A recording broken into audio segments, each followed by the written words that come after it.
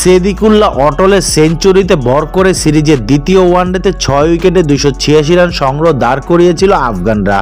এই লক্ষ্য তারায় তাসের ঘরের মতো ভেঙে গেছে জিম্বাবুয়ের ব্যাটিং লাইন আপ। রোডিশিয়ানদের 232 রানে হারিয়ে নিজেদের ওয়ানডে ইতিহাসে রেকর্ড রানের ব্যবধানে জয় পেয়েছে আফগানিস্তান। 287 রানের লক্ষ্য তাড়া করতে নেমে ব্যাটিং বিপর্যয়ে জিম্বাবুর ইনিংস গুড়িয়ে গেছে মাত্র 54 রানে। জিম্বাবুর ব্যাটিং অর্ডারে সবচেয়ে বড় 10 নামিয়েছে আফগানিস্তানের দুই বোলার মোহাম্মদ গাজানফার ও নাবিদ জাদরান। দুইজন নিয়েছে 3টি করে উইকেট, আর 2টি উইকেট পেয়েছে ফজল হক ফারুকী, বাকি একটি নিয়েছে আজমতুল্লাহ ওমরজাই। জিম্বাবুর হয়ে সর্বোচ্চ 19 রান করে শেষ পর্যন্ত অপরাজিত ছিলেন সিকান্দার রাজা। তিনি ছাড়া 2 অঙ্কে যেতে পেরেছে কেবল একজন ব্যাটার। 16 রান করে আউট হয়েছে শন উইলিয়ামস।